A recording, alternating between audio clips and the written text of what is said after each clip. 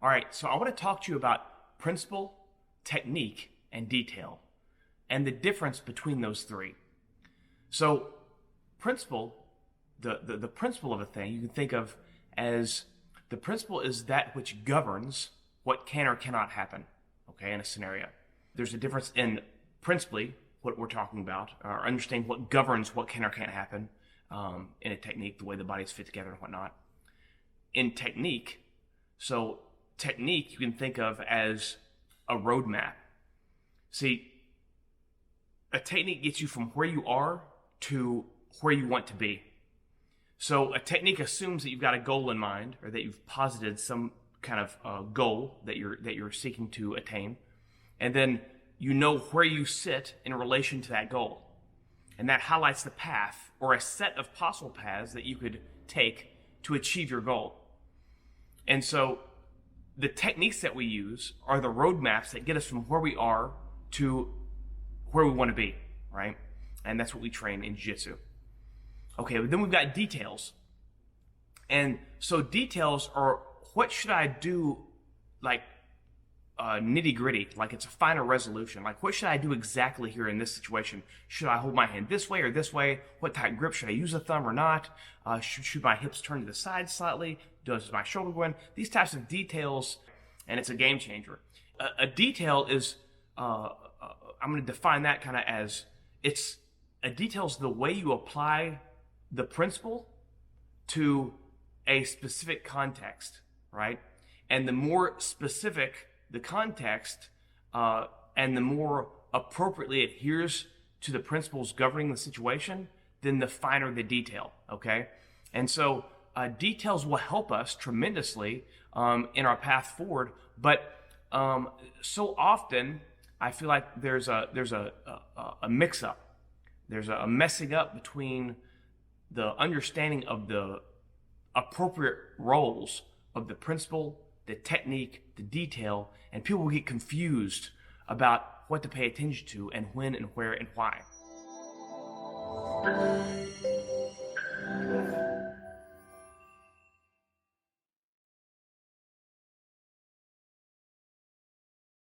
So let's start with talking about principles some. With IQ's system of principles, we've got 0, which is center of mass. We've got 1, which corresponds with alignment. We've got 2, which is opposites and symmetry. 3, which is your triangular base. 4, which is slots. 5, which are the 5 points of control. 6, which is directions, forward, back, left, right, up, down, and rotation. 7, which are the 7 wedges. 8, which is structure. 9, which is leverage. And 10, which is connection. So what are these principles? What does it mean to be a principle? A principle is something that we use like it's like the rules of a game, right? So what it is that if you're playing chess, the rules are what govern how the pieces move and how the pieces can move, right?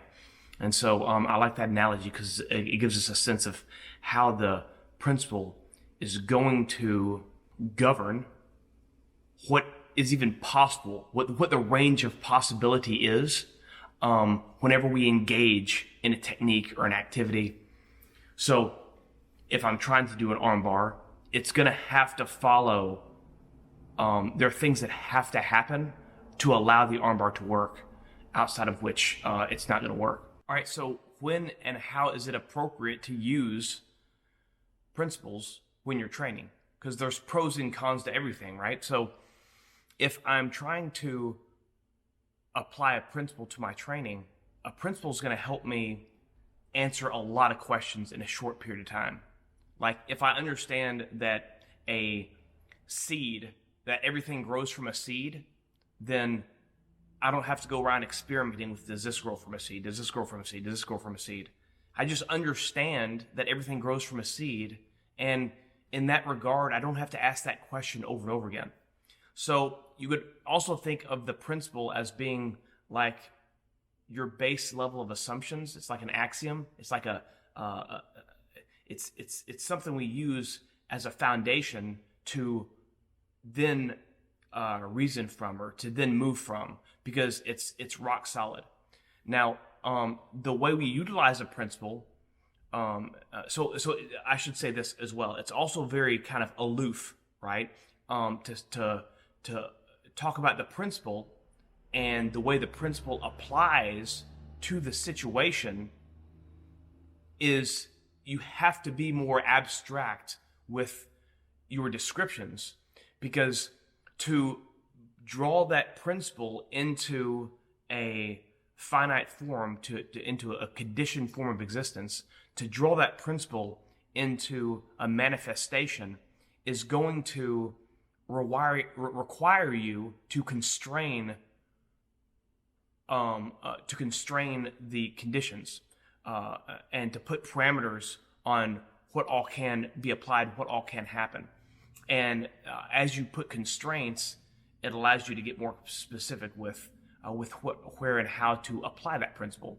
So when we talk principally speaking, essentially we're talking broad, aloof, axiomatic, very foundation-based, how it is we're going to approach and what we can or cannot do to move forward in the most sound and efficient, precise way possible.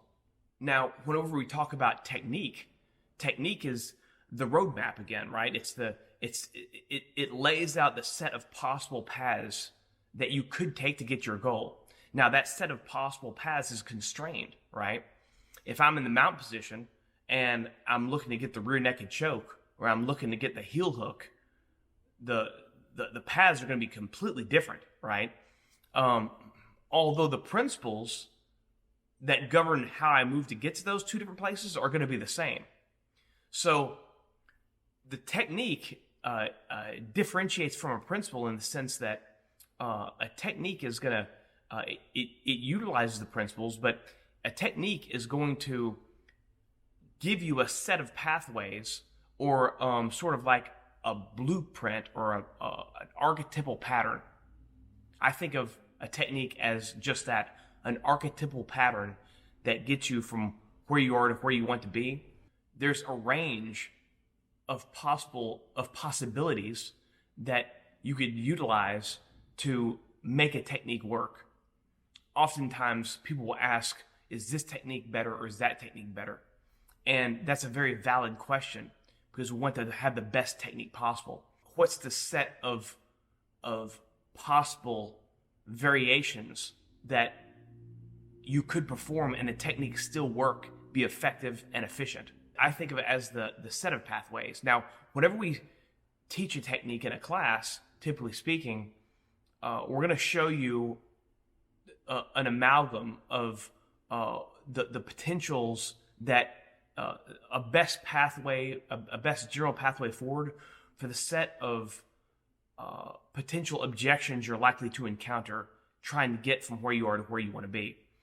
But that's an archetypal pattern, right? We're saying, given our years and years of experience, we know from training and resistance and whatnot, that to get from here to here, here's the steps that you need to follow, and you need to follow them in this order. And the order is important because these are the things that have to happen in this sequence to get you from where you are to where you want to be. And if you try to rearrange the sequence or whatnot, it's going to be more difficult, right? Now, there's always what ifs that would pop up that would throw a wrench in your plan and make it difficult to perform that technique. And that's why I say it's an archetypal pattern. You've got to be able to adjust and adapt on the fly to be able to make that technique work in the face of adversity, which is what jiu-jitsu is all about. But it's important to understand that the application of the technique is the application of that archetypal pathway to the goal at hand in relation to where you currently are in your given context, which is separate from the principle of what governs what can or can't happen, right? Because it's going to be ultimately the application of the principles that govern what can or can't happen to the context that that bridge the gap between where you are and where you want to be. And so the technique is a bringing into life it's a manifestation of the principles at work on a given roadmap. Okay, so then why is detail so important? And why do we pay so much attention to details? Now, the details are going to show you precisely, prescriptively, how the principle applies to your exact situation and exactly where you are on the road. So the better quality the detail, the more principles it's going to follow at the same time and get you from where you are closer to your goal. That's going to allow you, if you look at it kind of through this lens, it's going to help you understand where you sit in your investigation of each technique. It's going to help you understand when and how to apply your resources. And if you're asking, okay, is this am I trying to understand the roadmap here? Or am I trying to understand what governs the movement here? Or am I trying to understand how to handle this very small piece of the road, right? This bump in the road. So that's kind of the difference between principle, technique, and detail. But I want to talk more about detail. I think of, if you envision an invisible tree, jiu-jitsu being like an invisible tree, and you've got the trunk and then the branches come out. If you envision snowflakes falling on this invisible tree, everywhere a snowflake lands, it's like it starts to give you an outline for where the tree actually is. And so I think of the techniques we train, or the details of those techniques, as being snowflakes, right? And what the snowflakes are pointing to, they're pointing to a deeper underlying truth, a principle that becomes more apparent the more it snows, right? And so that's why a seasoned practitioner, they have this intuitive response to things, and it gives them answers to questions, applying the principle to the context in a very specific and precise way, which gives you details, right? Now, the problem we run into is, for the newer student who's just starting out learning the art, it can be very confusing with whether you're learning a principle or a technique, a step along a road, along a pathway, or a detail. And because they all kind of mush together when we train. The technique is the bridge between the principle and the detail. You know, the detail you think of as the manifestation of the principle in the moment. But so it's taking that aloof principle kind of concept and it's drawing it down and saying, in this specific context, here's how you would apply that principle exactly, and to get the most efficient result possible in relation to your goal, right? And so it's very important that we're able to tease these apart, because what happens for the student is they confuse, let's say, the detail for the order of operation. The order of operation is what's going to give you your technique. To get from A to where you are to your goal, you have to follow these steps in this order. So the order of operation is super important whenever you're looking at a technique. For example, if I'm doing a trap and roll, so the guy's mounted on top of me, and I've got to trap his arm, trap his leg, bridge the hips, and to roll him over.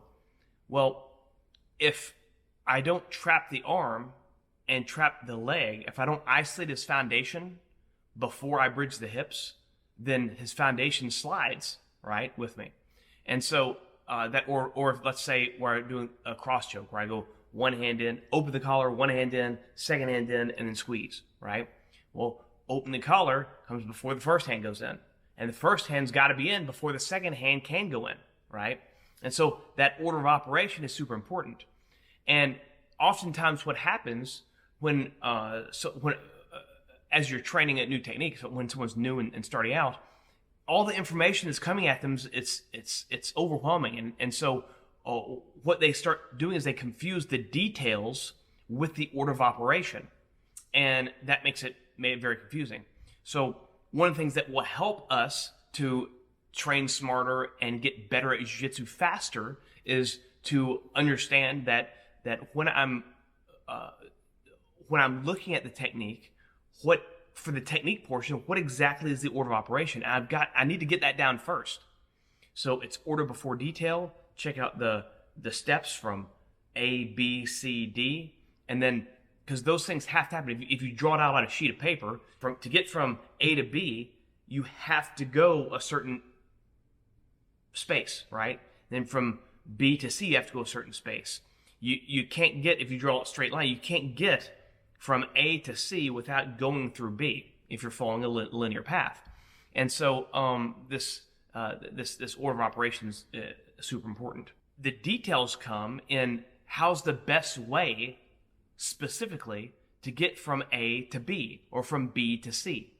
And to get those details, you have to sit back and look at, okay, because that's a smaller path within a larger path, right? So how do I get from the first hand in to the second hand in? Or how do I get from the arm trapped and the leg trapped to raising the hips? And which direction should I be pushing them as I raise the hips? And how should everything be positioned in relation to everything else? And these are questions of how you apply the principle to the order of operation, right?